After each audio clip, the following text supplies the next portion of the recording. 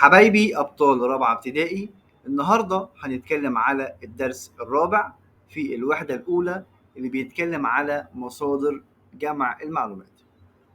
هنتعرف من خلال درسنا النهاردة يا ولاد على أنواع المصادر اللي احنا بناخد منها المعلومات، وهنتعرف على أهمية تنويع مصادر المعلومات، وكمان هنعرف يعني إيه حقائق ويعني إيه آراء، وكمان هنعرف الفرق ما بينهم، وهنعرف يعني إيه شائعات، وهنعرف دور الدولة في مواجهة الأخبار الزائفة.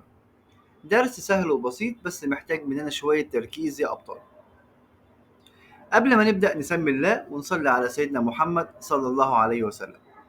أول حاجة هنتكلم فيها النهاردة وهي أنواع مصادر المعلومات. طب يا مستر يعني إيه مصادر المعلومات؟ أصلا هقول له مصادر المعلومات دي يا ولاد هي المكان اللي أنا باخد منه المعلومة بتاعتي. على سبيل المثال، أنا لو عايز أعرف معلومة عن المصريين القدماء، وعايز أعرف الأماكن اللي هم كانوا عايشين فيها زي المدن والبلاد، بعمل ايه؟ هقول له قدامي ان انا اختار نوعين من المصادر. النوع الاول وهو المصادر الاوليه، والنوع الثاني هو المصادر الثانويه. طيب المصادر الاوليه دي يا مستر هي عباره عن ايه؟ هقول له هي عباره عن مصادر اتسجلت زمن وقوع الحدث، يعني تتميز بالدقه. المصادر الاوليه هي مصادر اتسجلت زمن وقوع الحدث، يعني تتميز بالدقه.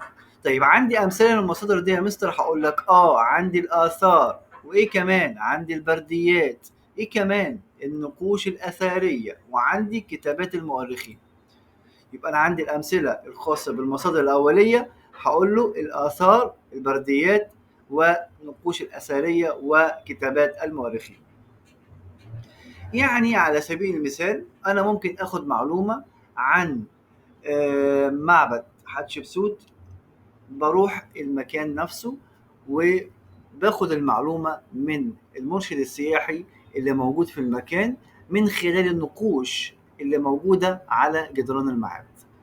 عن طريق الشرح بيشرح لي المرشد السياحي المعلومات، يعني المعبد ده كان مين موجود فيه واتكون من ايه، واهم الاعمال بتاعه الملك ومين الملك، من خلال النقوش اللي موجودة على جدران المعبد. كده انا اخدت المعلومة بتاعتي منين؟ من مصدر اولي. ليه؟ لانه شارك الحدث. النقوش دي اتسجلت وقت الحدث، فده اسمه مصدر اولي. اوكي، طيب نروح على المصدر التاني. المصدر التاني هو ايه يا مستر؟ هو المصدر الثانوي. طيب قبل ما اروح على المصدر الثانوي هتكلم على الاثار. يعني ايه اثار يا ولاد؟ اثار هي كل ما تركه القدماء من مباني وتماثيل وادوات. الاثار كل ما تركه القدماء من مباني او تماثيل او ادوات. طيب البرديات هي عباره عن ايه يا مستر؟ البرديات دي يا ولاد هي احد انواع الورق. طبعا كان موجود على وقت المصريين القدماء، مش زي الورق بتاعنا، هو أدخن منه شوية. الورق ده كانوا بيصنعوه من خلال نبات كان موجود على ضفاف النيل، وهو نبات البردي. طيب الورق ده يا مستر كانوا بيعملوا فيه ايه؟ كانوا بيكتبوا فيه أهم الأحداث والأخبار. أوكي؟ طيب يبقى أنا عندي هنا البرديات هي نوع من أنواع الورق صنعوا المصريين القدماء علشان يسجلوا الأخبار والأحداث بتاعت حياتهم عليه. طيب الورق ده مصنوع من إيه؟ من نبات اسمه نبات البردي، بينمو على ضفاف نهر النيل. عندي النقوش الأثرية دي طبعا تتمثل في الكتابات والرموز والصور اللي موجودة أو المحفورة على المعابد أو الأحجار. طيب كتابات المؤرخين، هم مين المؤرخين دول؟ الناس اللي بيكتبوا التاريخ، هم دول المؤرخين. طيب كتابات المؤرخين هو كل ما يكتبه المؤرخون الذين عاصروا الحدث. الناس اللي بتكتب التاريخ هم الناس اللي حضروا الحدث نفسه. اوكي، طيب يبقى انا الكتابات بتاعتهم دي مصادر ايه؟ مصادر اوليه لانها شاركت الحدث. طيب نروح على النوع الثاني من المصادر، بس قبل ما اروح على النوع الثاني هجاوب على الثلاث اسئله الصغيرين دول. مصادر اتسجلت زمن وقوع الحدث، هقول له مصادر أولية. ممتاز. رقم 2 كل ما تركه القدماء من مباني وتماثيل، هقول له آثار. أوكي، طيب كل ما كتبه المؤرخون الذين عاصروا الحدث، هقول له إيه؟ كتابات المؤرخون. طيب نروح على تاني مكان باخد منه المعلومة بتاعتي، وهو المصادر الثانوية. هي ايه المصادر الثانوية دي يا مستر؟ هقول لك دلوقتي حالا. هي مصادر اتسجلت بعد مرور زمن طويل من وقوع الحدث. تاني، المصادر الثانوية هي مصادر اتسجلت بعد وقت طويل من وقوع الحدث. وعلى فكرة المصادر دي بتعتمد على المصادر الأولية، وهي متوفرة بشكل كبير جدا وسهل إن أنا أحصل عليها. طيب المصادر الأولية صعب شوية إن أنا أحصل عليها، أما المصادر الثانوية سهل إن أنا أحصل عليها. ليه؟ لأنها موجودة عندي في المكتبات. طيب إيه الأمثلة بتاعت المصادر الثانوية يا مستر؟ هقول لك حالا دلوقتي. عندي المقالات اللي هي الجرايد. إيه كمان؟ عندي الكتب والموسوعات. طب يعني إيه موسوعات أصلا يا مستر؟ الموسوعات دي يا ولاد هي عبارة عن أكتر من كتاب عن موضوع واحد. يعني أنا كتبت كتاب عن الموقع الجغرافي لمصر، الكتاب ده ما كفاش، عملت كتاب تاني وتالت ورابع وخامس، انا كده عملت ايه؟ موسوعة من الكتب. طيب يبقى انا عندي امثلة المصادر الثانوية، قلنا المقالات والكتب والموسوعات والافلام التسجيلية. طيب انا هستفاد ايه من كل اللي فات ده يا مستر؟ هقول لك دلوقتي حالا. انا هستفاد من كل ما سبق ان انا هقدر اعتمد او هعرف اجيب المعلومات بتاعتي منين، يا اما من مصادر اوليه او من مصادر ثانويه. اوكي ماشي يا مستر. طيب وعرفت ان المصادر الاوليه والثانويه بتعتمد على ايه؟ على زمن انتاج المصدر. تاني، عرفت ان المصادر الاوليه والثانويه بتعتمد على زمن انتاج المصدر. طيب يمكن ان تكون الكتب مصدر اولي إذا تم كتابتها وقت الحدث، والكتب ممكن تكون مصدر ثانوي، ده إذا تم كتابتها بعد مرور فترة طويلة من الحدث. طيب يبقى أنا عندي هنا عرفت إيه؟ عرفت المصادر اللي أنا باخد منها المعلومات، وقلت أنا عندي نوعين، مصادر أولية ومصادر ثانوية، وعرفت الأمثلة. طيب أنا عايز أعرف أهمية جمع المعلومات من مصادر متعددة. ليه يا مستر أنا باخد معلومات من أكتر من مكان؟ هقول له علشان أحصل على معلومة كاملة ودقيقة عن الأحداث والأماكن. يبقى بما تفسر يعني ليه أهمية أو ليه المعلومات اللي أنا مفترض أجمعها من أكتر من مصدر وموثوقة. هقول له علشان آخد معلومة دقيقة وشاملة عن الأحداث والأماكن. طب يعني إيه موثوقة؟ يعني أكيدة. طيب وإيه كمان؟ هقارن المعلومات بتاعتي وأتأكد من صحتها. وإيه كمان؟ هقول له أتجنب التحيز، يعني أميل لمصدر واحد. يبقى أنا عندي هنا بما تفسر أهمية جمع المعلومات من مصادر متعددة وموثوقة. هقول له علشان آخد معلومة صحيحة ودقيقة وكاملة عن الأحداث والأماكن، ولازم أقارنها بالمعلومات وأتأكد إنها صحيحة ولا لأ. وكمان علشان أتجنب إن أنا يعني أميل أو أتحيز إلى مصدر واحد. طيب لو جالي سؤال تحت هنا بيقول لي بما تفسر أهمية جمع المعلومات من مصادر متعددة، هقول له نفس الإجابة اللي احنا قلناها دلوقتي حالا. بيقول لي هنا حدد اتنين من المصادر الثانوية، يعني الأمثلة للمصادر الثانوية. هقول له إيه؟ هقول له الكتب والموسوعات والمقالات. طيب لأن هو قال لي اتنين بالظبط. طيب نروح على المعلومة اللي بعدها، وهي ايه الفرق ما بين الحقائق والاراء والشائعات؟ ويعني ايه حقائق ويعني ايه اراء ويعني ايه شائعات؟ يلا بينا مع بعض. الحقائق هقول له هي معلومات صحيحة تم التأكد منها من خلال البحث أو التجريب. على سبيل المثال، بلغ عدد سكان مصر 94 مليون نسمة لعام 2017. المعلومة دي حقيقة ولا رأي ولا شائعة؟ هقول له طبعا ما دام مذكور عندي التاريخ ومذكور عندي العدد بالظبط يبقى المعلومة دي حقيقية. ليه؟ لأن هم اتأكدوا بالفعل، علشان كده طلعوا المعلومة بالتاريخ بتاعها. طيب نروح على الشائعات. هقول له هي أحاديث غير صحيحة طبعا بينقلها الناس دون معرفة المصدر.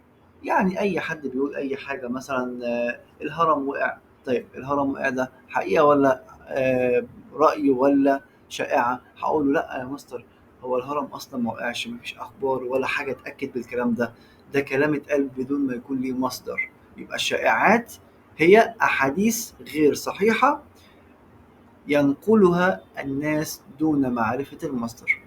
وعلى فكرة ده بيؤدي إلى إيه؟ بيؤدي إلى عدم استقرار الدولة. يبقى لازم أخد بالي من أي معلومة قبل ما أنقلها لحد تاني. طيب نروح على اللي بعده، الآراء. الآراء دي عبارة عن إيه يا مستر؟ هي عبارة عن وجهات نظر شخصية، يعني كل واحد بيقول رأيه تجاه موضوع معين، ممكن يكون رأيه صح أو ممكن يكون رأيه غلط. طيب عندك مثال يا مستر؟ عندي مثال. مثلا أنا بالنسبة لي اسكندرية أجمل مدن مصر. هل ده صح ولا غلط؟ والله في ناس كتيرة ممكن بالنسبة لهم اسكندرية أجمل مكان في الدنيا أو أجمل مكان في مصر. في ناس تانية ممكن يكون بالنسبة لهم مدن تانية قريبة على قلبهم أكتر مني غير اسكندرية. طيب يبقى الموضوع هنا عندي علشان نبقى مركزين، الآراء هي عبارة عن إيه؟ هي عبارة عن وجهات نظر شخصية قد تكون صحيحة أو غير صحيحة. يعني ما ينفعش آخد برأي حد غير لما أكون أقارن الرأي ده بالمصادر اللي احنا اتكلمنا عليها الأولية والثانوية، ونبدأ نعمل بحث عن ده علشان نتأكد هل المعلومة دي صحيحة ولا غير صحيحة، لأن الآراء وارد تكون صحيحة أو غير صحيحة. يبقى تاني، الحقائق هي معلومات تم التأكد من صحتها من خلال البحث أو التجريب. الشائعات هي أحاديث غير صحيحة الناس بتنقلها دون معرفة المصدر، وده بيؤدي إلى عدم استقرار الدولة. الآراء هي عبارة عن وجهات نظر شخصية وقد تكون صحيحة أو غير صحيحة. طبعا تحرص الدولة على عدم تقديم المعلومات تحرص الدولة على تقديم المعلومات الصحيحة لمساعدة المواطنين في التميز بين الحقائق والشائعات. ده بيترتب على إيه؟ بيترتب عليه إن هو ده بيواجه الأخبار الزائفة أي الشائعات والتي تسبب في فوضى أو الخوف.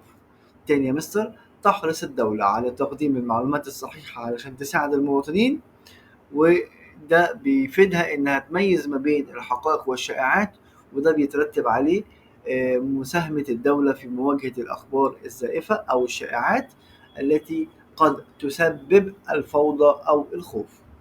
طيب عندي كم سؤال كده هنحله مع بعض. بيقول لي صوب ما تحته خط. عندي هنا التعبير عن وجهات النظر الشخصية يعد إيه؟ حقيقة؟ هقول له لأ، حقيقة دي غلط. يبقى هو عبارة عن إيه الصح؟ هقول له عبارة عن رأي. وجهة النظر الشخصية ده عبارة عن رأي. طيب الأحاديث الغير صحيحة التي ينقلها الناس تعد من الآراء. هقول له لأ يا مستر، من الشائعات. طيب دلل على صحة العبارة الآتية. يعني إيه دلل؟ يعني هات لي الدليل. تحرص الدولة على تقديم معلومات صحيحة للمواطنين. هقول له طبعا، علشان إن هي توضح لهم الفرق ما بين أو بتميز لهم الفرق ما بين الحقائق والشائعات، وده بيساهم في مواجهة الأخبار الزائفة التي قد تسبب الفوضى والخوف. طيب ممكن نتكلم كده على أهم الأسئلة اللي ممكن تجيلي في الدرس ده. هقول له ممكن يقول لي ما المقصود بالمصادر الأولية، أو ما المقصود بالمصادر الأولية والثانوية معا، أو ممكن يقول لي مثلا قارن ما بين المصادر الأولية والمصادر الثانوية من حيث التعريف. أو ممكن يجيب لي أكمل العبارات الآتية: مصادر سجلت في زمن وقوع الحدث وتتميز بالدقة. هقول له هي مصادر أولية. ممكن يقول لي اكتب ما تشير إليه العبارة الآتية: مصادر سجلت وقت وقوع الحدث بعد فترة زمنية طويلة. تاني، مصادر سجلت بعد وقوع الحدث بفترة زمنية طويلة. هقول له وتعتمد على المصادر الأولية هي مصادر سنوية. طيب نروح على السؤال اللي بعده: بما تفسر أهمية الاستعانة بمصادر متعددة.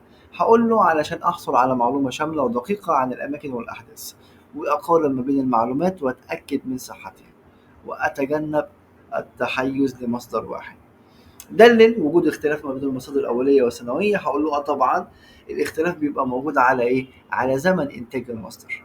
المصادر الأولية والثانوية الاتنين مختلفين على زمن إنتاج المصدر، وقلنا الأولية زمن وقوع الحدث، الثانوية بعد وقوع الحدث بفترة طويلة.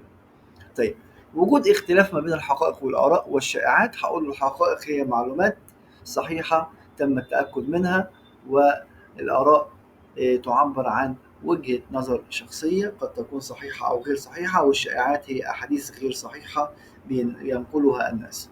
المقارنة ما بين الأمثلة بتاعة المصادر الأولية والثانوية، هقول له لازم أحفظها يا مستر. ما دام أنا فهمتها لازم أحفظها. الآثار والنقوش والبرديات وكتابات المؤرخين مصادر أولية، مقالات وكتب وموسوعات وأفلام تاريخية مصادر ثانوية. وبكده نكون وصلنا مع بعض لنهاية الدرس بتاعنا. أتمنى تكونوا استفدتوا من المعلومات اللي قدمتها. ما تنسوش دعمنا بالإعجاب والاشتراك بالقناة علشان يوصل لك كل جديد. كان معاكم مستر إسلام الهواري.